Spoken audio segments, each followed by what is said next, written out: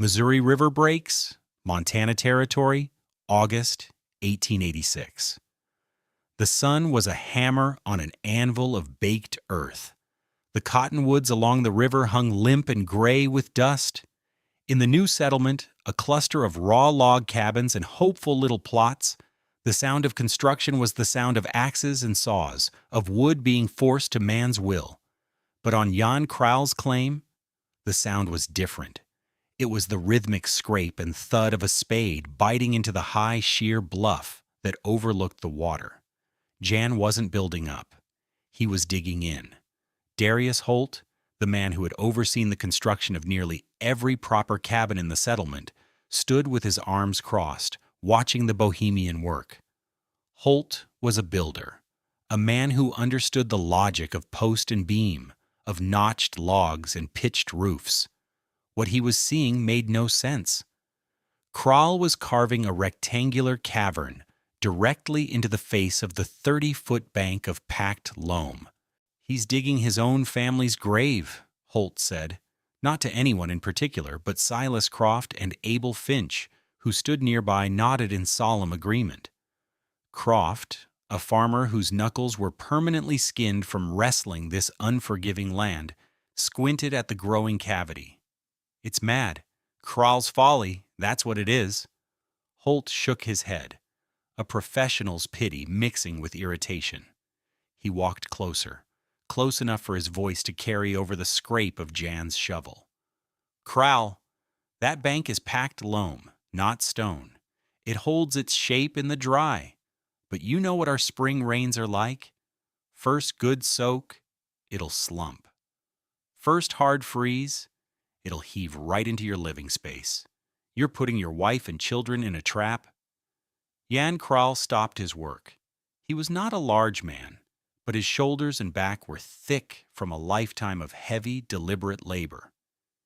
He leaned on his spade, wiped sweat from his brow with the back of a dirty forearm, and looked at Holt. His blue eyes were calm. "The earth is strong, Mr. Holt," he said, his English thick with the cadence of his homeland. He then turned and drove the spade back into the wall of dirt. The conversation, as far as he was concerned, was over. Holt watched for another minute, then turned away in disgust. The man was a fool, and there was no curing that. What did this Bohemian cellar mason, this quiet immigrant with dirt under his nails, understand about thermal mass that a professional frontier builder, a man who had raised a dozen sturdy cabins against the Montana wind, had missed? This is a story about a different kind of wisdom. Not the wisdom of conquering the frontier, but of understanding it. If you stay with us, I promise you will learn the simple, powerful physics of why the earth itself is the greatest insulator man has ever known, a principle that modern architects are only now rediscovering. We're fascinated by stories of forgotten genius. Let us know in the comments, have you ever seen a house built directly into a hillside? And did you ever wonder how it worked? Your engagement helps us bring more of these histories to light, so be sure to subscribe and hit the like button if you believe, as we do, that the past has lessons worth learning. Jan Král was not a carpenter. He had none of Darius Holt's practiced skill with a broadaxe or a saw. He was not a farmer like Silas Croft, attuned to the subtleties of sun and seed. He was a sklepnik, a cellar mason from the rolling hills of Bohemia, a land where every respectable farmstead had its deep, cool cellar cut into the earth. His hands were not familiar with the grain of wood, but with the texture of soil. He knew the difference between clay that would hold water and loam that would breathe.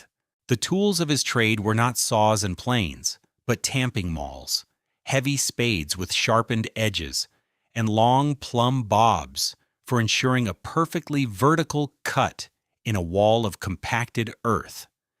He had spent his life underground, shaping spaces that had one purpose: to defy the seasons. He built cellars for storing potatoes and apples, cool chambers for fermenting beer, and deep, silent vaults for aging wine. These were places that had to remain cool through the hottest summer and stayed just above freezing in the bitterest winter, using nothing but the ancient, stable temperature of the ground itself. He had come to America with his wife Agnieszka and their two small children, Jakub and Zuzana, drawn by the promise of land. But their first winter, the winter of 1885, had nearly broken them. They had lived in a hastily built lean-to, a structure Holt had charitably called a starter cabin. It was a textbook example of conventional frontier building at its most basic, and it was a miserable failure. Jan remembered that winter not as a season, but as a collection of sensory tortures. He remembered the way the floor near the door would be glazed with a thin sheet of ice every single dawn, a treacherous welcome to the day. He remembered the smoke from the inefficient stove, which refused to draw properly in the dense cold air, and instead hung low in the single room, making the children cough through the night. Most of all, he remembered the water. Every morning, he would reach for the water skin hanging by the door only to find it frozen stiff, a useless block of ice. They survived, but barely. They burned a staggering amount of wood just to stay alive, a constant, exhausting battle of feeding the stove only to feel the heat vanish through the chinked log walls as if it had never been. One morning in February, after a particularly brutal night, Agnieszka had looked at him, her face pale in the smoky gloom. She wasn't complaining, she simply stated a fact. Jan, the children cannot have another winter like this. Her trust in him was absolute, but the fact remained. He had looked at the thin log walls, at the frost feathering the inside of the single window pane, and he knew she was right. He had tried to build like a frontiersman, and he had failed. So that spring, he would not build like a frontiersman. He would build like a sklepnik. He would build what he knew. The failure of that first cabin wasn't due to poor construction, not really. It was built as well as any other lean-to on the plains. The problem was more fundamental. The problem was physics. Specifically, the catastrophic failure of low-mass structures in an environment of extreme temperature fluctuation. A standard log cabin, even one built by a master like Darius Holt, is a thermal lightweight. Wood is a relatively poor insulator, but more importantly, it has very little thermal mass. This means it cannot store significant amounts of heat. When the fire roars, the air in the cabin gets warm quickly. When the fire dies down, the cabin gets cold just as fast. The structure is entirely dependent on a constant, massive input of energy, the burning of wood, to fight the outside cold. In a place like the Missouri River breaks, this was a recipe for misery. The Montana climate dealt in extremes. A sunny winter afternoon might reach 20 degrees Fahrenheit, but the moment the sun dipped below the horizon, the temperature would plummet to 20 or 30 below zero. The log walls of a cabin like Silas Croft's would track this plunge almost perfectly. The wood, having stored little of the day's heat, would rapidly cool, becoming a source of cold itself, radiating chill into the room. Croft burned through an immense pile of cottonwood each winter, a stack of logs as large as his cabin itself. His life was a cycle of cutting, splitting, hauling, and burning, all for a home that was never truly warm. The family lived in a small bubble of warmth a few feet from the cast-iron stove, while the corners of the room remained frigid enough to store meat. Every crack between the logs, no matter how well chinked with mud and moss, became a tiny dagger of incoming cold, driven by the ceaseless prairie wind. The settlers were fighting a war of attrition against the cold, and the fuel was their own physical labor. Jan Král understood this in his bones. In Bohemia, the old stone and earth farmhouses were the opposite. They were thermal heavyweights. They took a long time to warm up, but once warm, they stayed warm for a long time. They acted like batteries for heat. Jan watched his neighbors fight the winter, and he saw their mistake clearly. They were building walls to keep the cold out. He was going to build a shelter that drew its warmth from the one place the winter could never touch, the deep, constant heart of the earth. In August, when the ground was dry and workable, Jan began his project. He didn't start by felling trees for walls. He started by choosing his location. He walked the length of his claim along the river until he found the perfect spot, a tall south-facing bluff of compacted glacial loam. South-facing, to catch the low arc of the winter sun. The bluff itself would be his northern wall, an impenetrable barrier against the prevailing winter winds. His first task was to carve the footprint of his home into the bank. With a heavy mattock and a sharp spade, he began to dig. It was brutal, painstaking work. He was not merely excavating a hole. He was sculpting a room. He marked out a rectangle, 18 feet wide and 12 feet deep. For days, the only sounds were the scrape of his shovel and the grunt of his effort as he hauled basket after basket of soil away from the site. The neighbors watched, shaking their heads. He used a technique he'd learned as an apprentice mason. After every few inches of depth, he would use a heavy wooden tamper to compact the floor, making it hard and stable. The walls were his masterpiece. He did not slope them. He cut them perfectly vertical, a sheer face of earth. He used his plumb bob constantly, ensuring the cut was true. Darius Holt saw this and scoffed. Any builder knew you couldn't leave a vertical dirt wall unsupported. It defied common sense, but Jan knew this soil. It was loam, mixed with just enough clay to bind it. Kept dry, it was as stable as soft rock. He knew its angle of repose wasn't a gentle slope, but a sheer cliff. Once the three-sided room was carved from the earth, he began to work with wood. This was the only part of the cabin that resembled a conventional structure. He used the stoutest cottonwood logs he could find to frame a front wall, with a single sturdy door and one large with a south-facing window to capture the winter light. The top plate of this log wall was his foundation for the roof. He laid heavy log rafters stretching from that front wall back to the top of the bluff, where they rested on a massive sill log he had carefully embedded and anchored deep into the soil. The roof itself was a thick layer of sod, laid over planks. From the front, it looked almost like a normal, if crude, cabin. From the sides or the back, it was invisible. It was simply part of the hill. Darius Holt made one last visit during the construction. He walked around the structure, his professional eye taking in every detail. He kicked at the base of the framed front wall.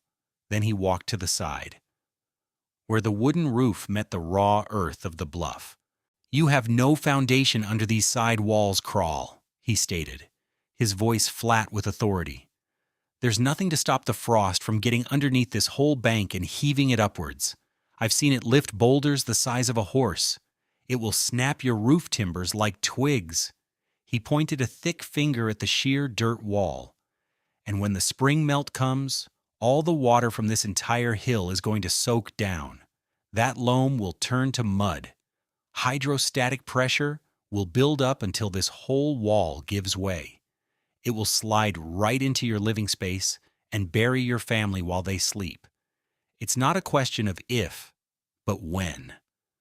Jan listened patiently.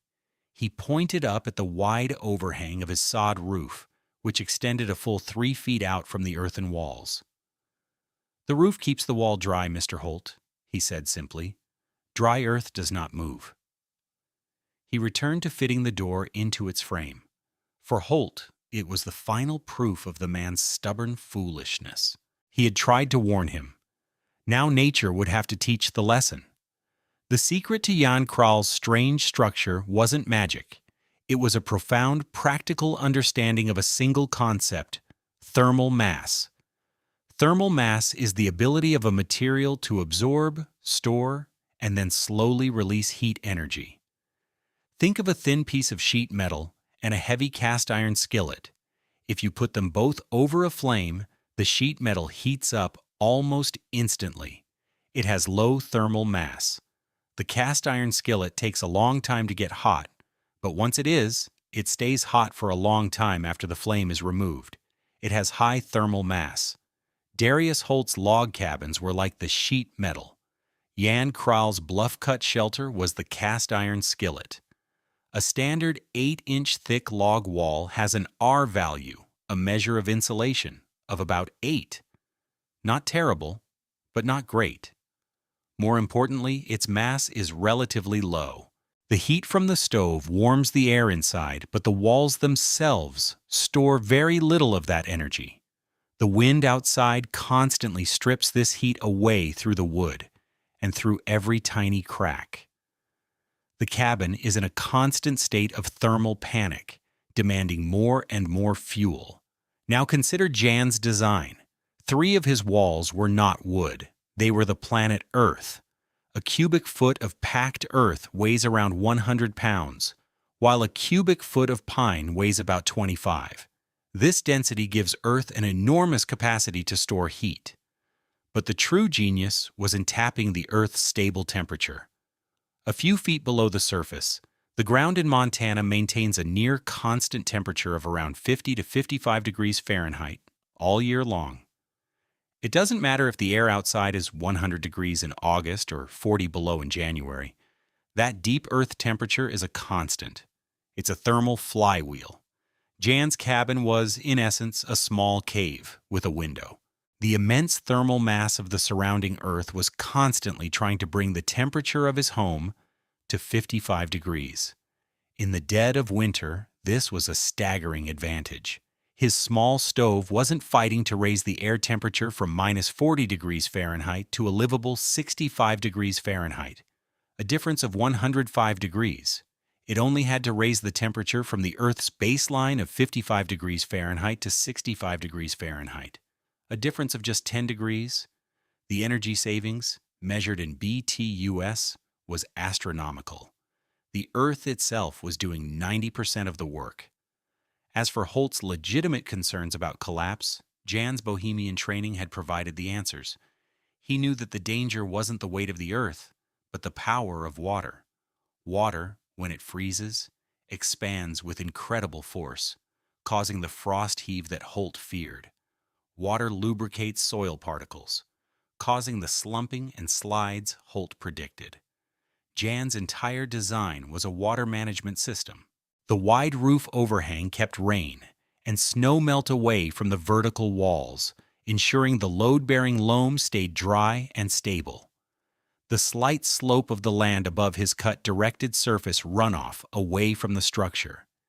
He hadn't just dug a hole, he had integrated his home into the hill's natural hydrology. He wasn't fighting the earth, he was borrowing its immense quiet strength. The autumn was short and sharp. The cottonwood leaves turned a brilliant, fleeting yellow and were gone in a single windy week. By November, the ground was frozen hard, and the first snows dusted the brown hills. In the conventional cabins of the settlement, the annual battle began. The stacks of firewood began to shrink. The sound of axes splitting logs became a daily chorus. Inside the bluff-cut shelter, a different reality was taking shape. Jan had installed a small, efficient cast-iron stove against the front wall, venting it safely through the roof. He found he needed only a small fire, burning low and steady, to keep the single room comfortable. The air was still. There were no drafts because 3 of the walls were seamless earth. The silence was the most remarkable thing. The endless Montana wind, which had tormented them the previous winter, was now inaudible. The bluff took its full force, leaving their home in a pocket of profound calm. In January, the real test came. A plains blizzard, born in the Arctic, swept down across the territory. It was not a simple snowstorm, it was a liquid-driven fury. The temperature plummeted to 30 below zero, then 40. The wind howled at over 50 miles an hour, picking up the newly fallen snow and turning the world into a churning, horizontal chaos. Visibility dropped to less than 10 feet. It was a whiteout, a storm that erased the very concept of landscape. For 2 days, the world ceased to exist. Inside Silas Croft's cabin, life had shrunk to a space of 6 square feet around the stove. The fire roared, consuming logs at an alarming rate, but the heat felt thin and temporary. The wind found every imperfection in the chinking, driving icy tendrils of air across the floor. His wife and children were wrapped in every blanket they owned, their breath fogging in the air. The walls themselves seemed to radiate a deep, penetrating cold. They were surviving, but it was a grim, huddled existence. 20 yards away, buried in the bluff, the Král family lived in a different world. The small stove glowed with a gentle warmth. The air was still and quiet, the roar of the blizzard reduced to a distant, muffled hum. The earthen walls, cool to the touch, were not stealing warmth but contributing a steady, neutral presence. They were radiating their constant 55-degree temperature, turning the room into a stable, thermal cocoon. Anishka, able to move freely about the room in a simple woolen dress, was kneading dough on their small table. The scent of yeast and wood smoke filled the air. Jakub and Zuzana, their children, were on a blanket on the floor, playing a quiet game with carved wooden animals. There was no ice on the floor. The water skin hung by the door, and its contents remained liquid. They were not just surviving the storm. They were living comfortably through it, their lives almost entirely undisturbed. The blizzard was a spectacle happening somewhere else, beyond the calm of their earthen walls. On the morning of the 3rd day, the wind died. The silence that followed was as absolute as the noise had been. The sun rose on a world transformed, buried under 4 feet of pure white snow, sculpted by the wind into massive drifts and waves. Darius Holt was one of the first to emerge. His cabin was half buried. The snow drifted up to the eaves on the north side. His first concern was his heavy wagon, which he had left near his woodpile, loaded with expensive saws and tools.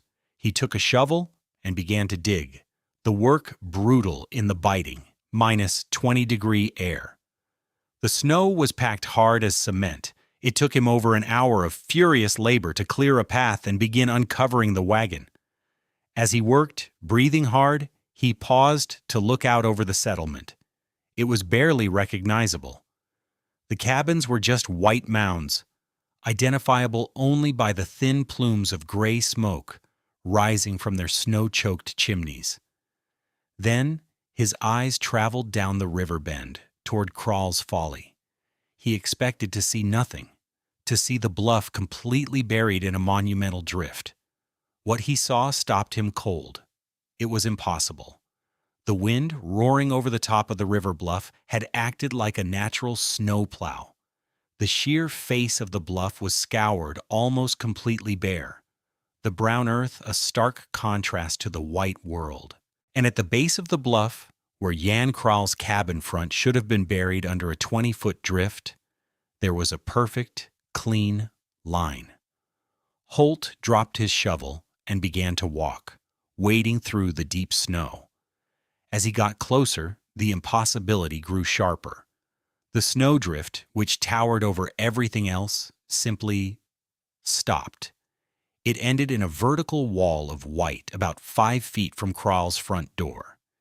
In the space between the snowdrift and the cabin's log wall, the ground was nearly bare, a tiny, almost imperceptible amount of heat leaking from the front wall, and the sod roof had created a microclimate. The snow had not accumulated there. It had melted or sublimated, leaving a narrow, protected perimeter of dry, frozen ground. The cabin had not been buried by the storm. The earth it was built into had shrugged the storm off completely. He stood there staring, the cold forgotten. The physical evidence was undeniable, a clear refutation of everything he thought he knew about building. He saw the logic of it in a single, gut-wrenching flash. The cabin hadn't fought the blizzard. It had hidden from it. Just then, the cabin door opened, and Jan Král stepped out, carrying a bucket. He looked up and saw Holt standing there. He offered a simple nod, He started towards his small, half-buried woodshed to get more fuel for the stove. Holt's voice was hoarse, full of a respect that bordered on awe. It wasn't an apology. It was a question from one craftsman to another. Jan, how? Jan paused and looked back at the bluff, then at his simple home. The ground is still, he said, so the warmth stays still.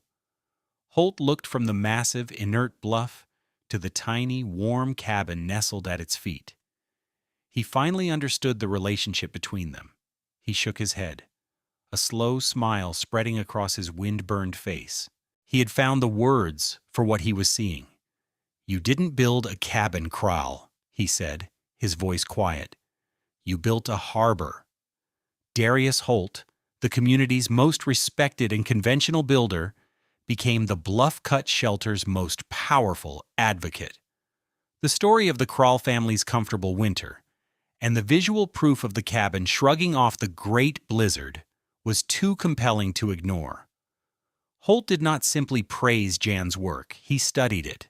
He asked Jan questions, not about carpentry, but about soil, about water, about the way the earth holds its temperature. He, the master of wood, became a student of dirt.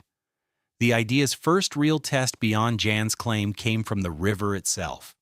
The Missouri was a working river, and crews of woodhawks, men who cut firewood for the passing steamboats, often had to winter over in rough, temporary camps along its banks. Their shelters were notoriously cold and miserable. That spring, Holt, having secured a contract to build a new trading post, hired a crew of these men.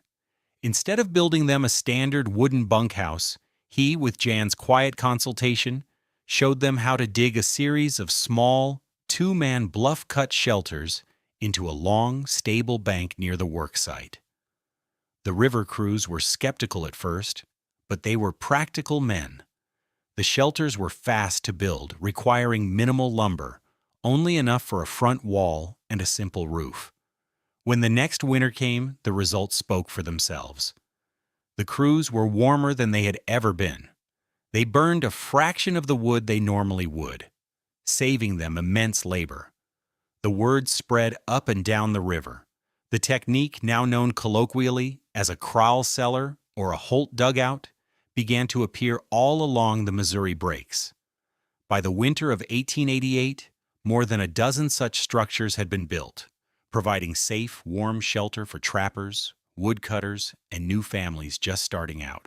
It was a piece of old-world knowledge, perfectly suited to this new, harsh landscape, spreading not through books or plans, but through practical, undeniable demonstration. What Jan Král built on that Montana bluff was a century ahead of its time. His intuitive understanding of the Earth's thermal properties anticipated the core principles of what we now call sustainable architecture and passive design. Modern Earth-sheltered homes use the exact same concept, leveraging the planet's stable subterranean temperature to dramatically reduce the energy required for heating and cooling. Architects and engineers today use complex software to model heat transfer, soil mechanics, and solar gain, all to achieve the same result that Jan accomplished with a spade, a plumb line, and the inherited wisdom of his trade. He had no knowledge of BTUS or R values, but he knew the feel of a dry, stable cellar wall, and he knew that the ground that stays still is the warmest place to be when the world outside is in chaos. The frontier is often imagined as a place of violent action, of conquering the wilderness, of imposing human will upon an untamed landscape. Men like Darius Holt embodied that ideal, building structures that stood upon the land, facing the wind and the cold like a fortress.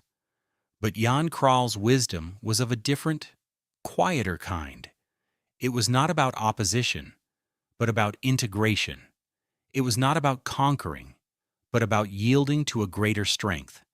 He saw the mighty bluff, not as an obstacle to be cleared, but as an ally to be embraced. The ground that stays still keeps warmth still.